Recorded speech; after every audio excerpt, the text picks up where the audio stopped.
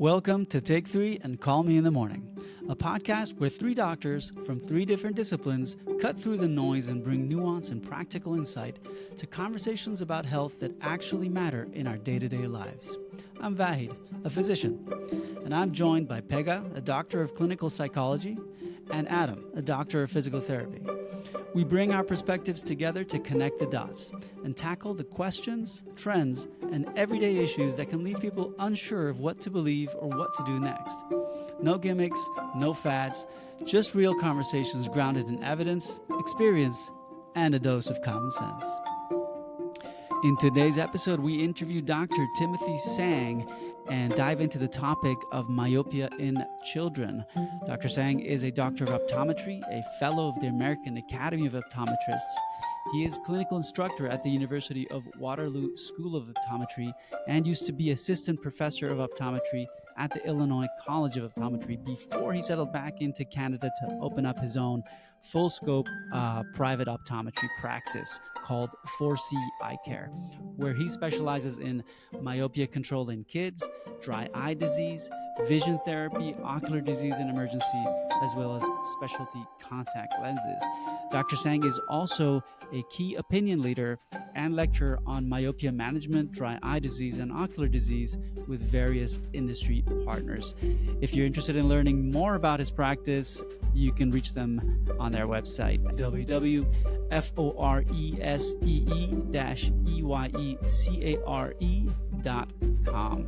We hope you enjoyed today's episode as much as we did. I am joined today by my esteemed and smarter colleague, Dr. Adam Halsvarp. We have the added pleasure and honor of having a guest with us today, Dr. Timothy Tsang. Welcome. He's a doctor of optometry, a fellow of the American Academy of Optometrists. Tim and I are friends, full disclosure. I happen to have more smart friends than Adam and Pegas. So you and I, Tim, have mentioned pediatric eye care. We both have young kids. Adam's got young kids. So I feel like focusing today's conversation on that wouldn't be a bad idea, but, feel free to go in any direction you want. I'm going to let you say a few words. And if you want to tell us kind of what are the top things that are going on in pediatric eye care concerns, these type of things. Sure. Thanks for having me on, Vahid and Adam. There's a lot of talk lately about myopia. This is recognized by the World Health Organization as a growing epidemic, almost like a immovable or unstoppable train. And so there's a big push in countries worldwide, quite frankly, especially in North America, but worldwide, there's a great push towards proactive care, especially in pediatrics.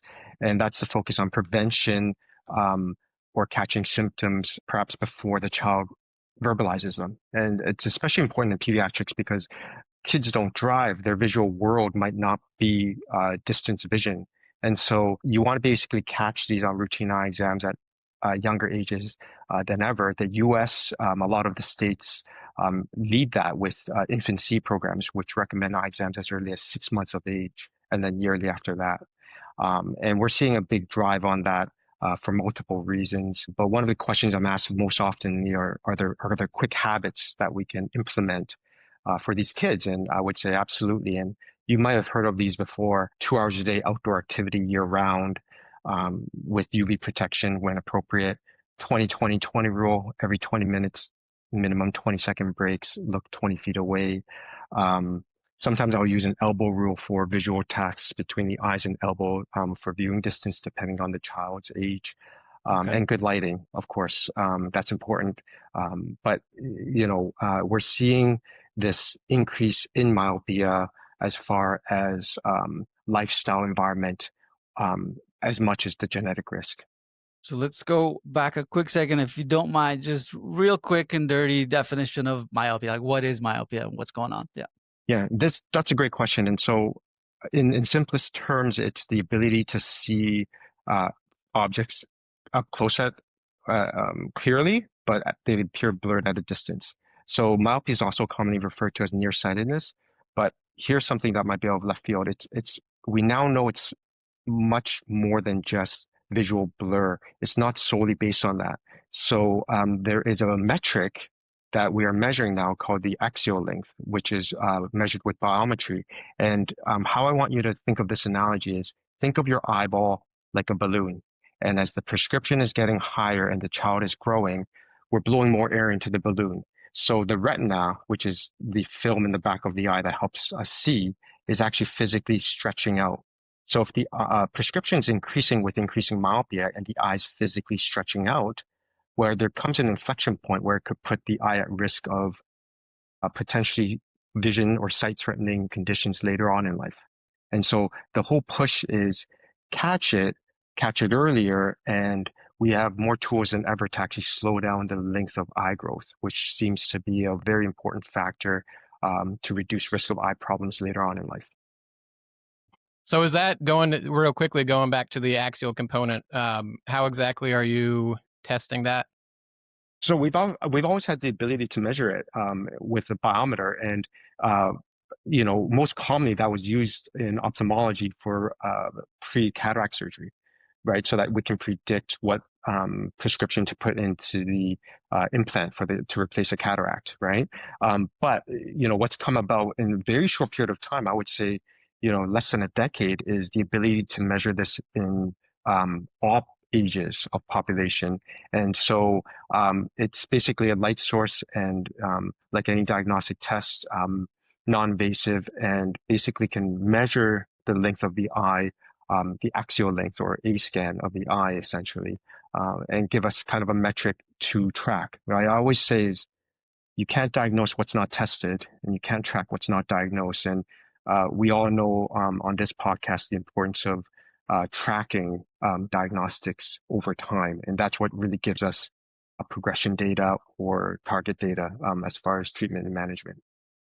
So for these kids with myopia, just to make sure I'm understanding correctly, is part of the concern that their eye is growing too fast in some of these cases, or is it just that it's taking the wrong shape for different reasons? Or if you could elaborate a bit on that. Yeah, that's a great question. So a bit of both, right? And so the way of thinking was that if allow me to just put in some of the genetic risk and lifestyle risks, but if one or both parents are nearsighted, there is genetic risk that your child might inherit some of that. If both parents are nearsighted, there's higher risk. We now know if neither parent has genetic risk, meaning neither parent needs glasses to see well far away, neither parent had LASIK surgery to correct their vision, the environment lifestyle risk alone can make up at least 25% risk, which means 1 in 4 kids without any genetic risk growing up right now in the 21st century have risk of developing myopia. And two of the contributing factors is lack of time outdoors growing up, which means young kids are spending less time outdoors year round. And the second one will be increased near demand, whether it be reading more, studying more, screens for academics or for leisure at younger ages. Right. So one of the jokes I have in academia is, young people, we finish our work or schoolwork on screen to stay on screen for fun. The eyes don't care. You need to take a break from up close distance and do something that's visually relaxing far away. Right. And so it's a bit of a combination of what you mentioned. With Okay. And myopia, are there other downstream conditions that patients are put more at risk of if they develop myopia, whether visual or neurologic or proprioceptive? Yeah, absolutely. And that's kind of the big one. So there's increased risk of cataracts, maybe some association with increased risk of glaucoma, increased risk of myopic macular degeneration, increased risk of retinal tear and detachments. Now, the problem with that is I just named 3 of the top 5 causes of blindness in the world. And then I just named a couple of urgent causes of acute vision loss that need to be intervene and manage in a timely manner, being retinal tears and detachments and macular degeneration, for example, where those are kind of acute issues that need timely treatment. And can you reverse the axial length ever? Yeah, it's a great question. So in Canada, we've been quite blessed to have essentially all the tools that are approved to do this. And If I may elaborate on that, that includes special lenses in glasses, uh, orthokeratology, which is a hard contact lens that the child sleeps in overnight and is reversible. And in the morning, they don't need to wear anything and they can see well. So almost like acting like a brace on the eye. Soft daily contact lenses, and off-label atropine eye drops. And so those have been shown to slow down progression quite profoundly by about 50%. So that's a really good effective treatment kind of outcome. Reversible axial length is a great question. So we're finding the longer we're doing this and over the past few years that we've been able to collect data, to Adam's point, that there are these fluctuations on the biometry readings. And we're trying to explain that with retinal choroidal thickening and things like this. But, a child's eye is kind of organic. And so I always say, we learn in school, everything is kind of absolutes, but everything in life is really gray. And so we might not have the explanations, but it's possible. Whether or not we can sustain that effect is the other question that, we need time to kind of track to see once they're adults. Yeah, so this is just to put some framework around this. If I were just to think about this with my 5 and 3-year-old, my initial instinct would be, oh, nearsightedness, we'll just throw some glasses on there. But there is some actual significant damage risk and potentially blindness for early onset myopia. Is that what you're saying? Correct. And so age is an independent risk factor of myopia progression. So you can imagine the earlier a child is diagnosed with it, irrespective of all the other risk factors, they have a lot more years of growth ahead of them, and a lot more exposure to probably near devices as technology advances. And so, we want to catch it early or prevent it if possible. If we cannot prevent it, at least catch it early. And that's where the importance of routine eye exams for pediatric population is crucial, because we're no longer at a stage of waiting for something to occur, that we've kind of missed the train by that stage, especially since kids don't verbalize that, and their visual world, again, typically isn't looking far away. It's things that are close to them.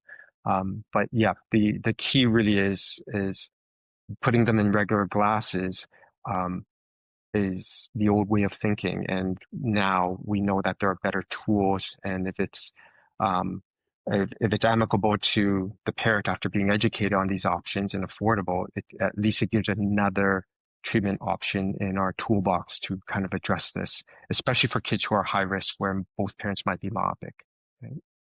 So with the daily soft contact lenses, so what I'm hearing you say is that that's preferred over wearing glasses. Is it, or maybe I'm misunderstanding. What's the, I guess, the mechanism by which the daily soft contact lenses is helping sort of keep that at bay? Yeah. So I wouldn't say the contact lenses are better effect than the glasses. Okay. There's independent studies will say, and so I like to average it out at least 50%. Some will come in at 59% efficacy. The problem is you can't stratify that across all ethnicities worldwide, right? And so where contact lenses come into play is that it might be more suitable for a child who's heavily involved in sports, or perhaps doesn't like the stigma of wearing glasses. For the younger kids, younger than 8, it might be a bit hard to train them into contact lenses, although younger and younger age groups are wearing and able to wear contacts better than ever. I think there's a maturity level that's also there. And so the US actually has FDA approved contact lens that we commonly use. One is from Cooper Vision called the MySight, and it's basically a dual focus lens.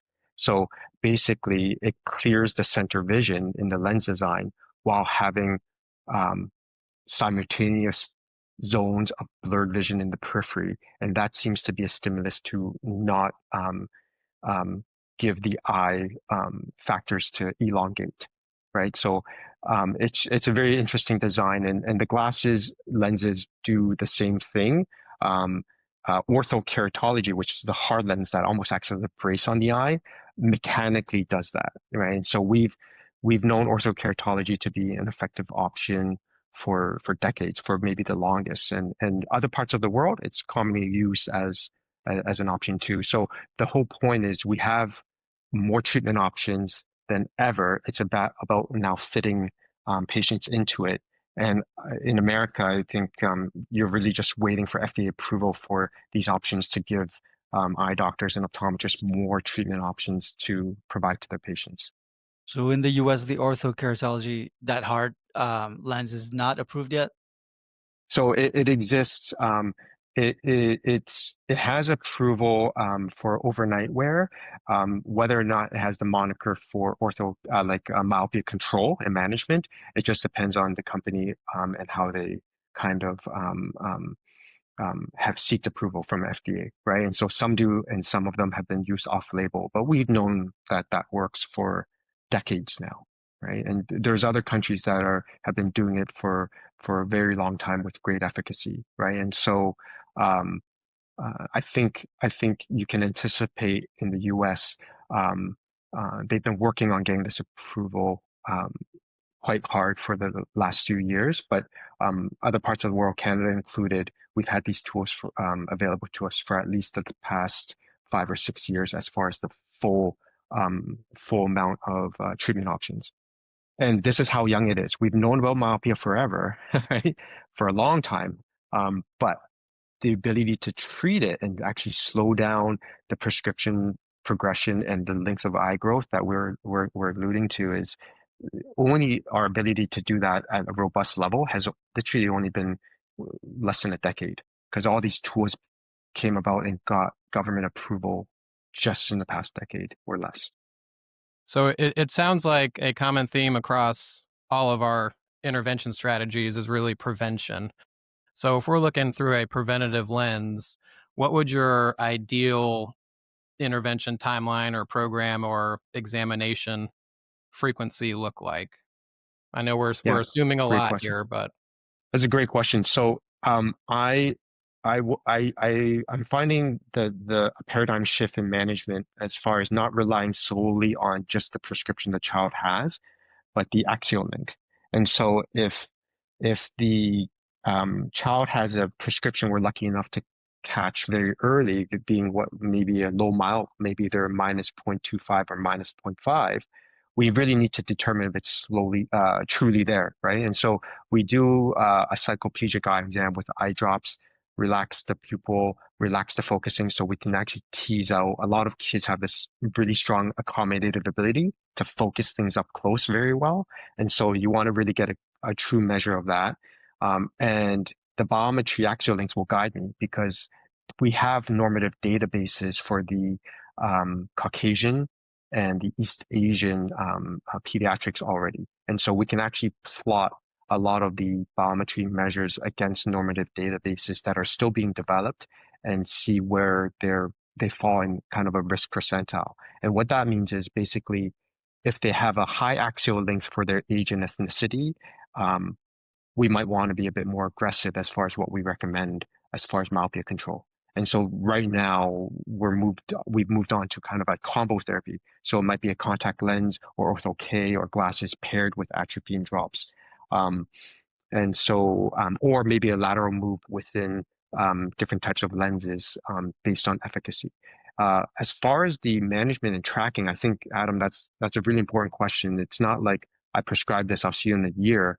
That might not be enough. So, we tend to use how we manage glaucoma as a similar analogy, where we're tracking the eye pressure and the diagnostic tests in glaucoma routinely, just to see if the treatment management options are working well. So for some of these kids, it might be as frequent as 3 months if they're high risk progressors or on multiple modalities of treatment. And for some kids, it's usually routine every 6 months at the minimum if they're in myopia control. So in my clinic, for instance, I'll be seeing those kids in myopia control at the latest every 6 months just to get updated biometry axial length measures and updated prescriptions. Because again, at that age, school age, they're not maybe verbalizing these subtle nuances and changes in vision right away. can you explain to me real quickly how a biometer works? I've never heard of that. Not familiar with Yeah, it. It's basically an A scan. So it uses light to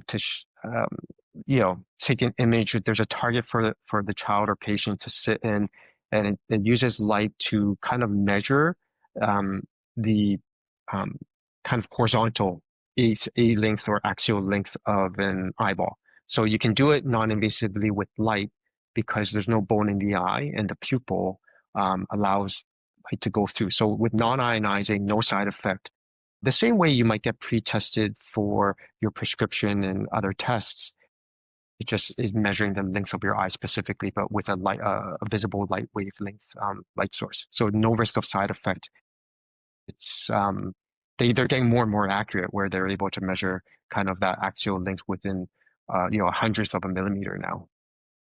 So they're sending like a photon into the eye and capturing. No, it's just visible light, and it'll focus at the level of the retina and back of the eye, and from that they can extract how long it took the light to kind of pass through into the eye and extract the length measurements.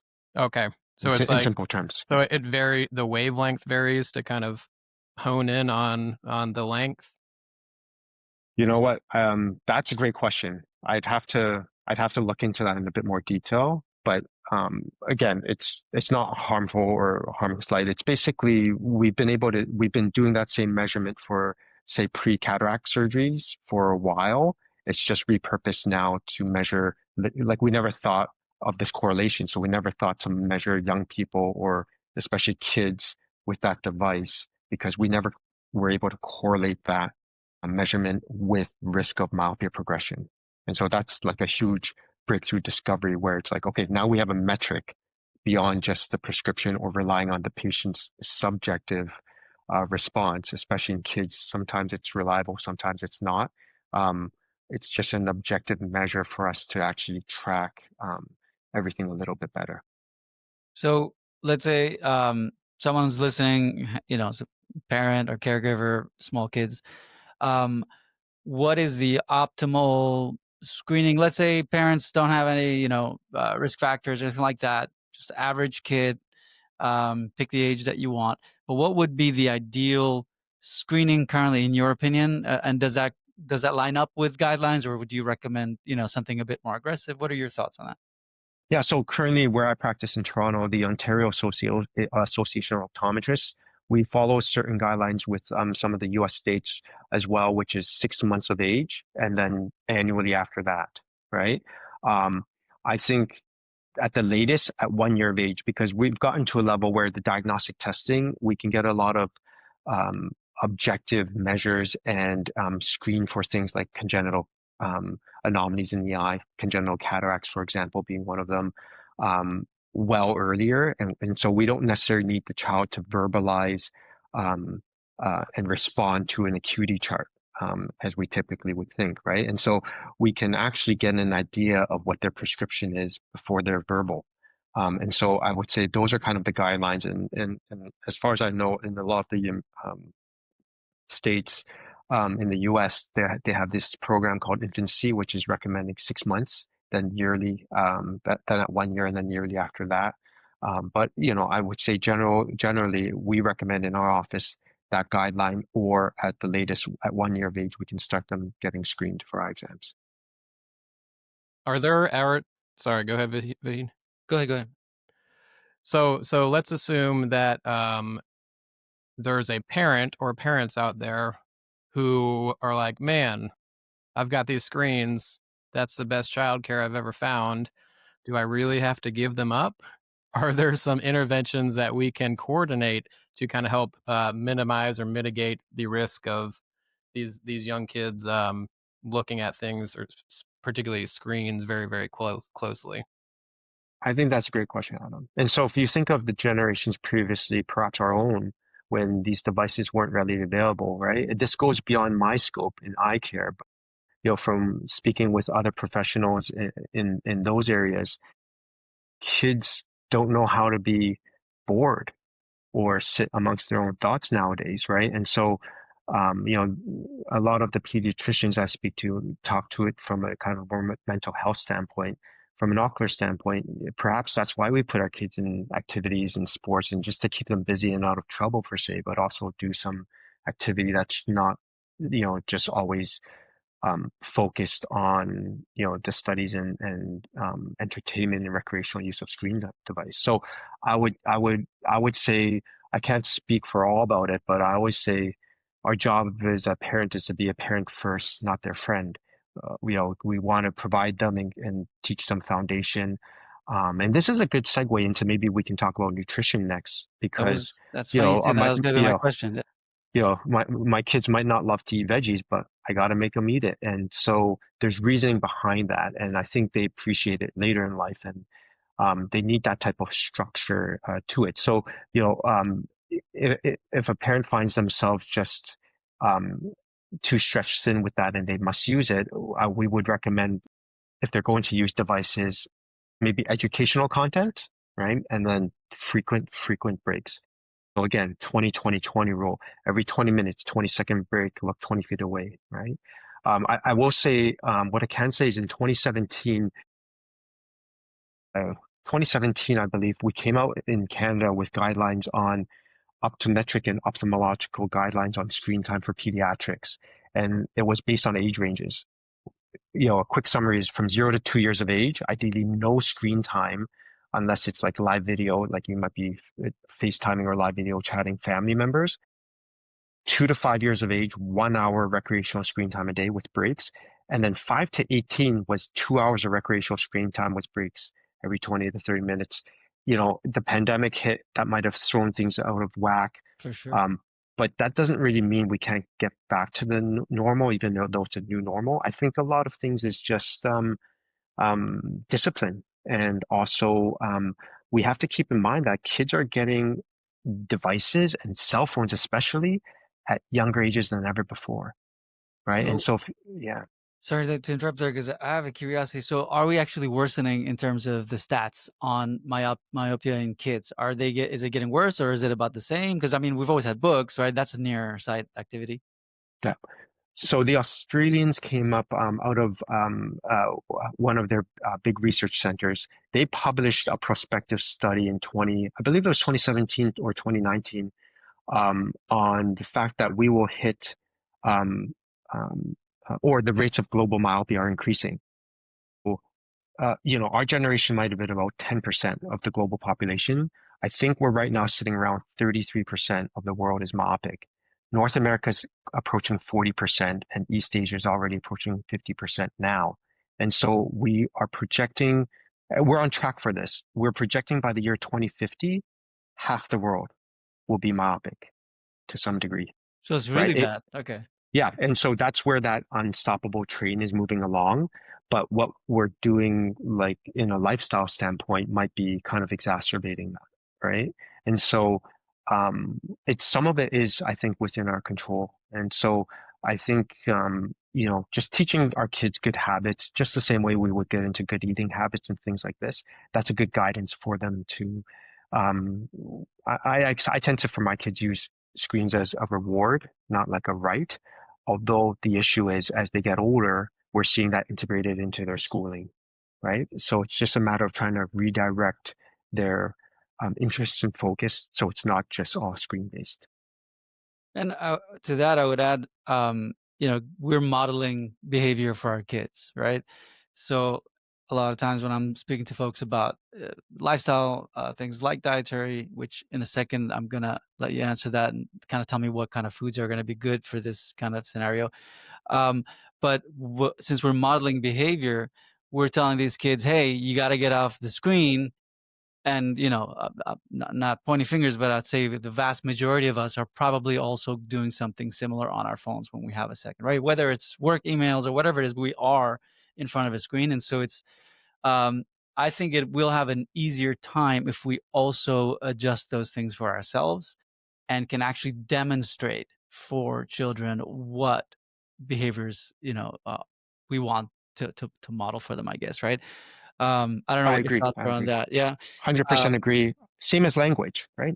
Our kids are mimicking, especially at young ages. So 100% agree with that, Naveed. So nutritionally, of course, we've always known, eat your carrots and get your vitamins. Um, what do you know as far as, evidence shows, what has clear correlations with better eye health in terms of nutrition? Yeah, I think you'll like this answer. This is kind of a growing field, especially in the pediatric realm.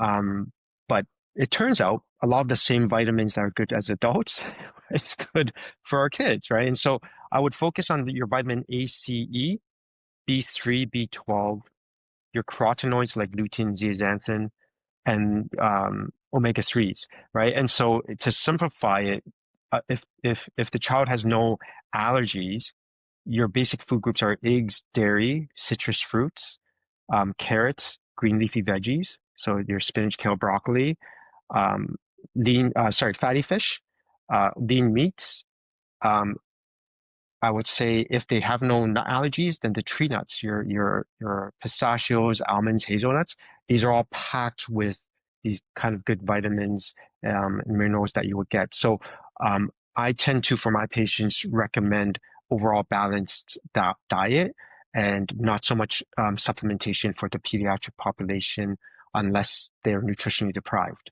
right? And so I think in North America, that might be something that a lot of people can might struggle with so much processed food around and snack food around. And so if you can get it through diet, then I think that's kind of always the better way. But if you cannot, that's when maybe supplementation comes about. But that's also a measurable metric for pediatrics as well as adults.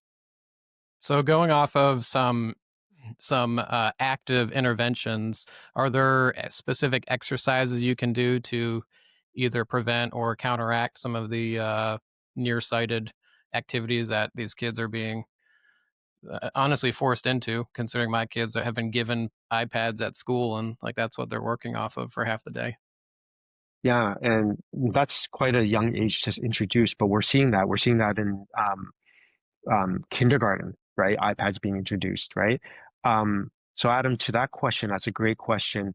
There's a whole realm within optometry, kind of a subspecialty in it called vision therapy. And these are doctors who are specially trained and certified in that realm, which is basically almost like physiotherapy for the eyes. So eye exercises that you can do. It may be hard for really young kids to implement that. Um, um, Almost like getting them to do like training, right? Um, I would say the idea right now and the global recommendation is just to limit unnecessary screen time. Recreational screen time is something that can be controlled. Use that maybe more as a reward, um, and take more frequent breaks from your work. So we all are exposed to it, but if we're exposed to screens 12 hours a day, we don't have to use it all up in a kind of congested time slot, right? You can just take breaks frequently throughout and do activities that kind of relax it, and that will give us a little bit more of kind of stamina to last, right? And so think of it like a marathon, not a sprint, as far as screen time use, if it's unavoidable. Are you familiar with like the Google Glass or augmented reality? And if so, what are your thoughts with that in terms of having it's this is a wearable device like glasses, and it's projecting your phone data or whatever right in front of you, but you're also can see through that to the external environment. How does Yeah, that change? I well, from what I hear, I think industry is kind of pushing towards that. And there are certainly going to be individuals who like that technology and want that type of plugin and access. Um, I think it's a kind of right now a novelty kind of item, right? And so that will be basically something that consumers will either want to get on board with or not, and that's fine. I don't see that as something that's necessarily permeating um, um, wide use unless those companies use that purely as their ecosystem, meaning get rid of to get Yeah, rid of making phones and things like this, yeah. right?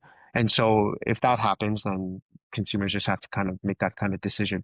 As far as eye effect, I would say I don't think there's enough robust data to draw full conclusions. Virtual reality space can kind of project far and near. I actually think that the hard part with that is just um, obviously like addiction, like anything else. It's not uncommon for some patients to have kind of nausea or trouble adjusting or claustrophobia in those type of spaces. In our office, I can tell you in eye care, some of the diagnostic testing we use, like visual field testing or even like pre-tests, color vision, things like this. There are companies that are creating virtual devices. And it's wild technology. It's a completely new, novel, and really cool experience for the patient. But again, not everyone can take it, or not everyone kind of feels comfortable with that, right? But wouldn't let's the way I'm understanding this from the risks of myopia, it's a screen that's close to, so you're basically not getting that light source from the distance. So if you could have both, in theory, wouldn't that mitigate some of the concern for screens? Yeah, so that's a great question. So, one of the tricky parts is when you're wearing a headset device, even if it's projecting in virtual reality space, maybe you're on a roller coaster or something looking far away, the brain has cues we call proximal awareness. You know something's in front of your face, or you're not really there, especially since uh, it's usually recommended if you're wearing a virtual reality device specifically that you should be seated, right? You shouldn't be standing. And there's plenty of TikTok videos and whatnot that show people using virtual reality standing, and they'll swing and break a TV because they freak out in that space or something, right? And so there is something where it's very hard to mimic true outdoor space because you get a homogeneous field of view when you're looking truly at distance, right? So even if you're in like a big warehouse versus outdoors, there's a difference. There's a difference with the light source coming from sun versus artificial light indoors, things like this. So there's layers to it. As far as the, augmented reality glasses that you're talking about, that is kind of moving, my guess is that it's not going to really affect the distance vision. You're looking through your prescription at distance, and it's just kind of superimposing the augmented reality into that. So I don't think that that's necessarily a bad thing, because you're basically going to just get maybe a notification that you got a text message, and you'll take a glance at it, but you're not going to probably use that outdoors for long periods of time. Like you're not going to, if you're driving, for example, you're going to get notified or something, but you're still focusing on the road every majority of the time, hopefully, right? That type of idea, Yeah. Interesting. if that makes sense. Yeah. Yep. Tim, we talk a lot about sleep and stress and different lifestyle factors here. When it comes to eye health, and we can make this specific to myopia, or you could broaden it, and if you want to give us some insight on other conditions that could be impacted, however you want to answer this. But do any of those things, let's say sleep, because we know there's repair going on during sleep, and I'm sure this is going on in the eye as well. Is there any data, or are you aware of anything worsening or being at a higher risk if you're not getting consistently good sleep? Yeah.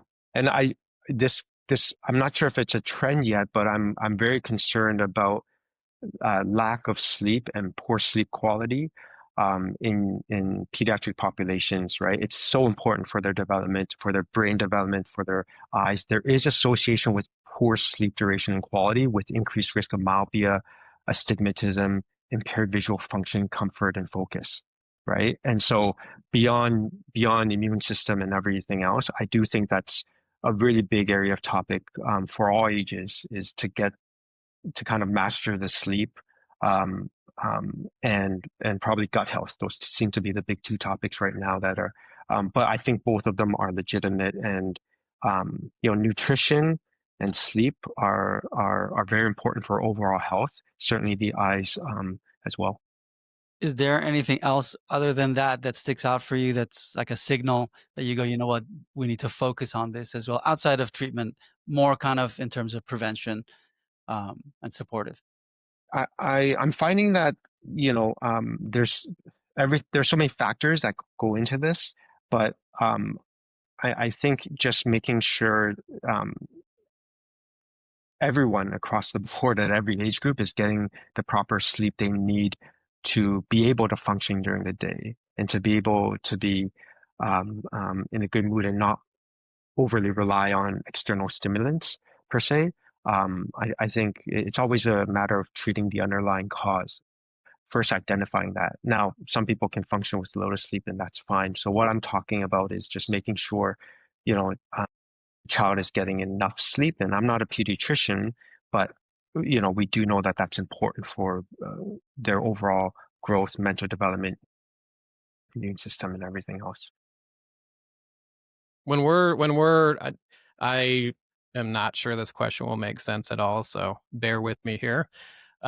There's always some, metabolic byproduct or exhaust to any processes that our body is doing, right? If you're working out a muscle, you're going to get some metabolic byproducts that need to be cleared.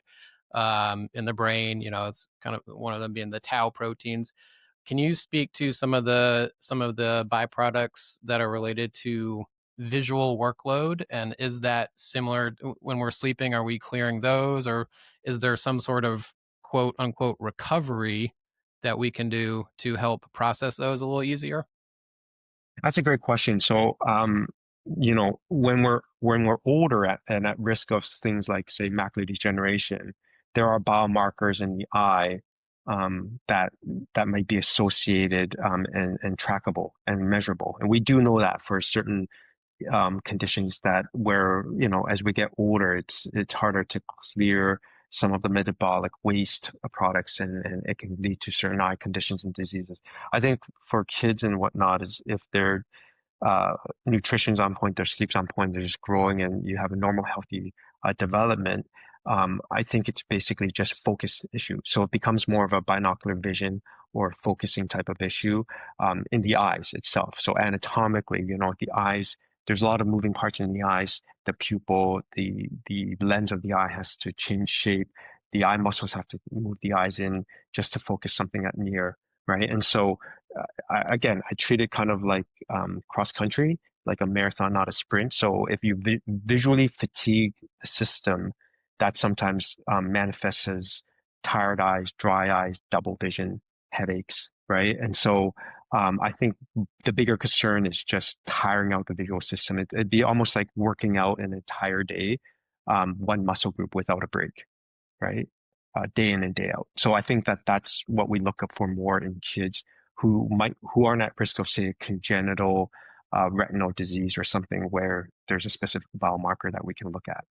But for the general population, it seems to be more of like a visual discomfort and focus type of thing. So we shouldn't just like stare into red light therapy for 8 hours because that's, Yeah. and then Yeah. slam our face into like an ice bath. I will say that there was a device that was being studied it's repeated red light therapy, where a child would look into a device that's like shining a red light into the eye.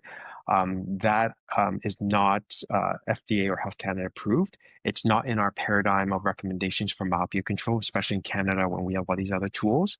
And other parts of the world, specifically East Asia, where they were kind of a lot of the studies were coming out of. They just recently, this past year, reclassified it as a class 3 medical device from class 2. And so they need more clinical studies on animal models to produce to convince no risk of harm before they can resume on human trials.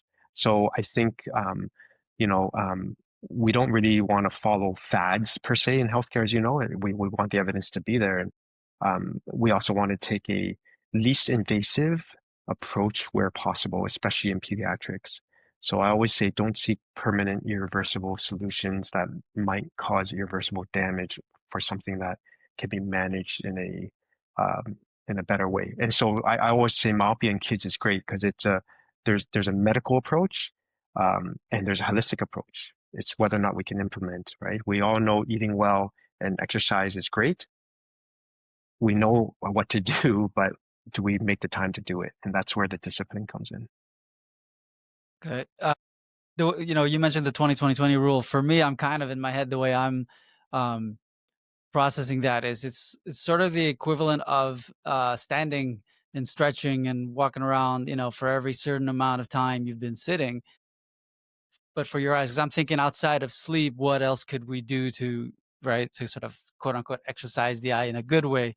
I'm thinking, for example, right now I'm here in front of a screen, and a lot of my day I do spend in front of a screen is maybe get up, stand out in the balcony, look far out. And does that logically make sense, or am I just, yeah, okay? Yeah, Is there there's anything studies else to like that? no, I mean studies to kind of support some common sense. I think that's even better than maybe just take a 20-second break and look 20 feet away, right? And so, you know, I think that's the really big key is controlling or maybe reducing global screen use where possible. And again, right now, I think the average age for kids getting cell phones, at least in here locally, is like 10 to 12 years of age, right? And I always say they're not getting a cell phone, they're getting like a mini computer because how much are they using it to actually call versus using it as um, like a portable tablet device, right? And so, I think it's important for you to utilize those type of examples you brought up, Vahid, just to rest the eyes, right? Or that could be like going to the gym or sports or driving, right? Even those type of activities. Do you have any I wanna rile you up here a little bit.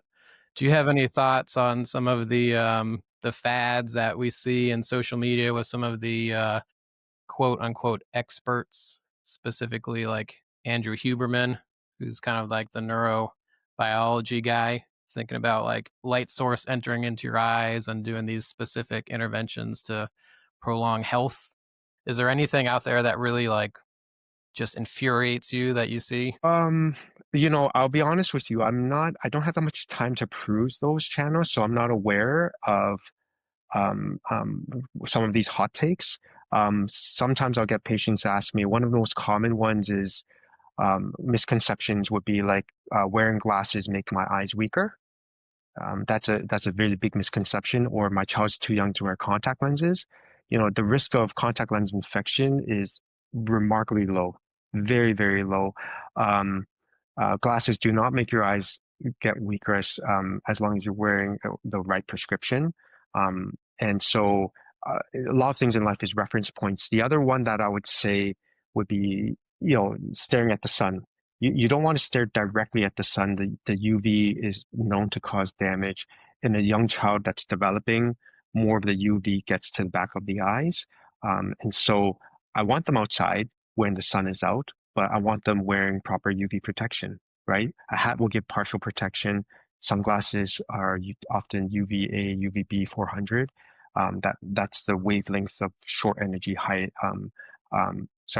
wavelength high energy light that is more risky to the eyes. And so, yeah, I want them outside getting sun, but like staring at the sun directly, I mean, I think we've known for a long time that that can cause other issues, right? And so we don't stare at a eclipse directly. We don't stare at the sun directly. You wear UV protection. You're just outside. You'll get your vitamin D exposure. I suppose the same way we still recommend wearing sunscreen, right? You can still get your sun exposure, but you just want to take precautionary measures and adapt to the changing environment. Yeah, I think there first I'll for not that Andrew Huberman needs my help. He's probably one of the more popular podcasts out there. He's not actually asking folks to stare directly at the sun. It's kind of in the direction of the sun early in the morning for like 10 minutes or whatever. That will, yes, there's lots of evidence about that resetting or getting your circadian rhythm where it's supposed to be. Um, I wanted to, and about the sun, I mean, this goes for skin protection as well. It would be the timing, right? So what time of day? Obviously between 10 a.m. and 4 p.m. we have a higher UV index, so of course that's going to be an issue. So I'll use some non-optometry questions before I let you go. Um, what were you listening to on your car this morning? Assuming you have a drive to work. Yeah, And two, yeah. what are you reading these days? So, listening to car, actually, I was driving my son for soccer tryouts at 6:30 a.m. And so we just had a conversation. So this morning, I actually didn't have any music on. Um, But yeah, that's not a bad idea. But lately, my drives with my son, we just have this 35-40 minute window where we talk, and it's mainly me asking him questions and just in trying to gauge him on his thought patterns, right? And so that's kind of my father-son bonding time. That's a billion times better. Book-wise, Okay. yeah, It's book-wise, way better actually, than music. well, Okay. book-wise, I was actually just gifted on in my Saturday clinic. I was just gifted a book from a patient called Gut Health, and it's from an MD. And so I'm just trying to peruse the literature. I'll read anything, autobiographies, any type of book. Right now, I'm kind of on a nutrition push, I suppose. So those books are interesting me, and then I can kind of tease that and see the data. But I do think, again, like those are really big topics right now. It seems to be in North America with gut health and obviously lifestyle, sleep, these type of things, right? But yeah, that's currently kind of my reading. And besides that, it's just journals and papers in my industry. So that's what I kind of do. Fantastic. Adam, if you don't have any further questions, or do you have any further questions for today? No, I just wanted to thank you for your time. This was a very enlightening discussion, and can't wait to speak with you more in the future. Yeah, I was if you're up for it, I was gonna suggest down the road we come back with you and maybe talk about some diseases that affect different populations, adults, geriatric, and whatnot. If you're up for it, we'd love to have you back. Yeah, absolutely. This was fun. Thanks for All having right. me on, guys. Fantastic. Thanks again, Tim. Good talking to you. Okay. Have a All great right. week. All right. Bye, everyone. Once again, for those of you interested in learning more about Dr. Tsang and his practice name is Foresee Eyecare, and their website is foresee-eyecare.com. That's FORESEE-EYECARE.com. Thanks for spending some time with us today on Take 3 and Call Me in the Morning. We hope today's conversation gave you something to think about. If you enjoyed the episode, consider subscribing, leaving a review, or just sharing it with someone who you think would appreciate it. If you want to learn more about us and our individual practices, you can check out Pega's practice on her website, livingfullytherapy.com. If you're interested in Adam's physical therapy practice, you can learn more about his practice on his website, equalizerhealth.com. And if you want to know more about my practice, you can go ahead and check us out at healthyconditions.com. Just a quick reminder before we go, remember this podcast is for informational purposes only, not intended as medical advice. So please talk to your healthcare provider about what's right for you. Until next time, and don't forget, be kind to yourself.